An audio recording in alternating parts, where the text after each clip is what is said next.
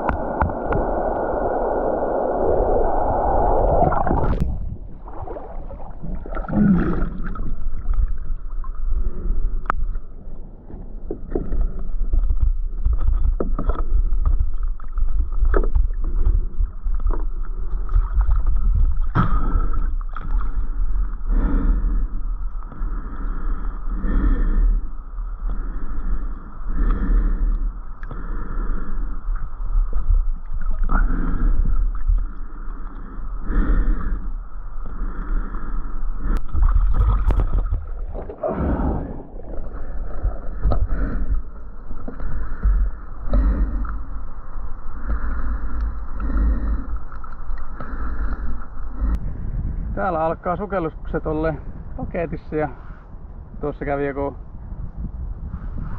vanha villottaja kritisoimassa, että miten vaarallista hommaa tää on ja hän ei menisi ikinä veteen ja sinne ei pitäisi mennä kenenkään. No oikein saa se tavallaan. Sinnepähän meni. Kamerassa vähän mikrofoniin kun jää vesi helmi, niin ei kuulu mitään sitten. Joo, tuossa löysin jo toisen no nyt heti siellä on joku koukku. Toisen tämmösen suurteho-magneetin. Ja mitä noilla ruppeis tekemään. Siinä tuli vähän tämmöstä jätettä. Hyvät uistimet mitä nyt oli.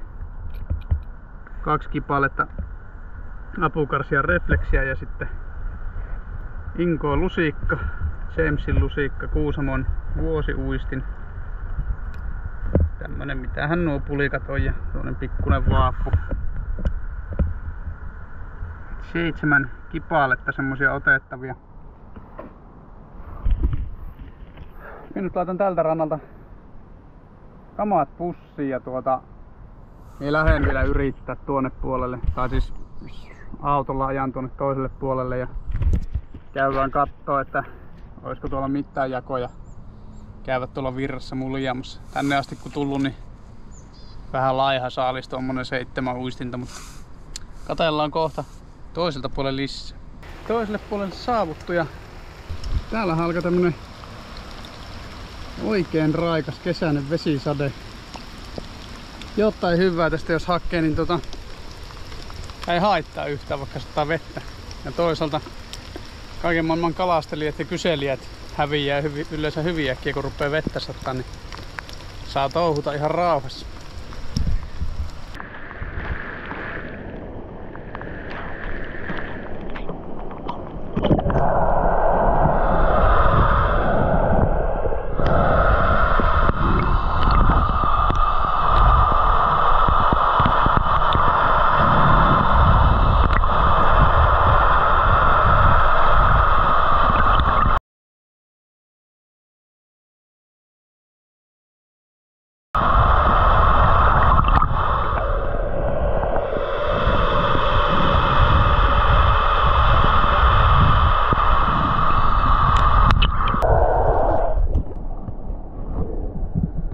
En tiedä eikä kameralle, mutta tuossa oli ihan hyvän kokoinen taimen passissa.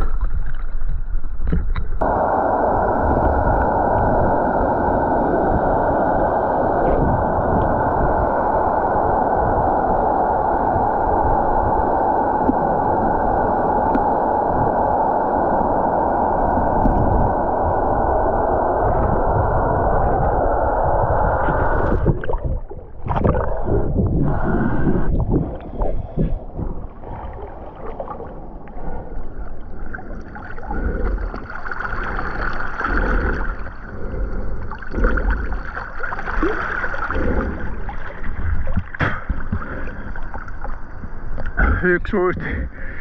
Täytyy sanoa, että tässä virrassa niin aika tekemätön paikka. Kuulostaa ihan kuin juna olisi tulossa päälle, kun jytysee tuo voimalaitos.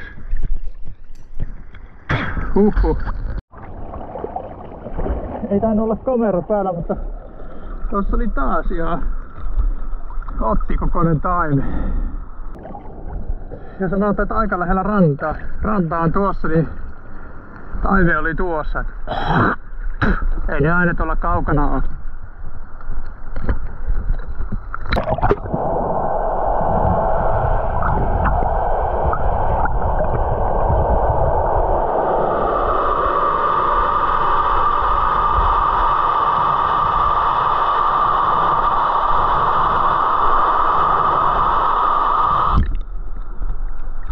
Siinä oli 3.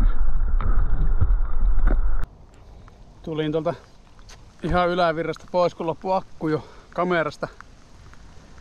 Tuossa viimeisimmillä sukelluksilla niin yritin käydä siltä vähän eteenpäin katsoa virrasta uistimia, niin puhalti hupuun molemmista puolista vettä huppuun ja korvat täyteen vettä. Niin oli varmaan se imatralainen pesukone tai joku vastaava, missä me just kävin. Niin mielessä totesin vaan, että ei ole kyllä näin kovalla juoksutuksella niin noihin kovimpiin virtoihin niin mitään asiaa, että ei kestä enää vehkeet päällä ja päässä, niin sellaista.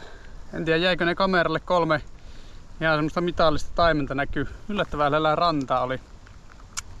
Aina tuolla veellä nättiä näkyjä tuommoiset jalommat kalat. Nyt tuli tosiaan tähän vähän alemma. No virta se on täälläkin melkoinen. Mut käydään tästä nyt vielä koittaa muutama uisti löytää ja käyn tästä sit jo kotiin kahvin keittoon. Mut lähdetään vielä koittamaan kertaalleen.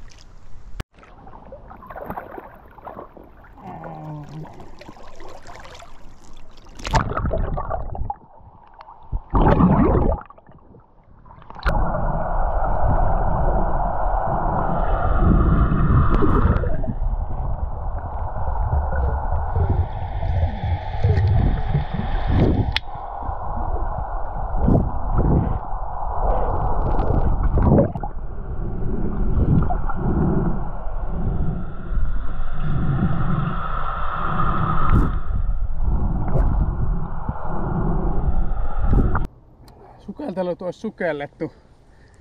Tästä alempaa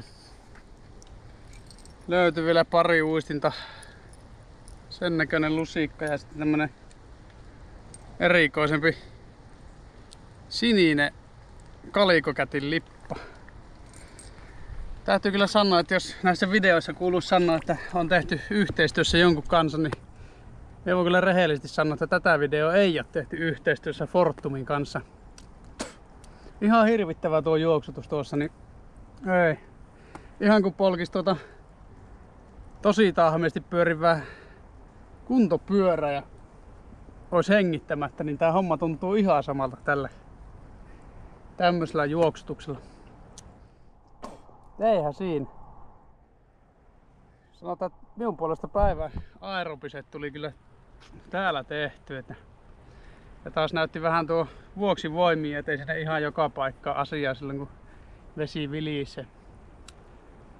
Ei kai siinä. Meillähän laittaa jonkunlaiseen pesukoneeseen nämä koiranpaskalle haisevat märkäpuvu osaset ja sellaista. Palaillaan seuraavalla videolla. Se on moro.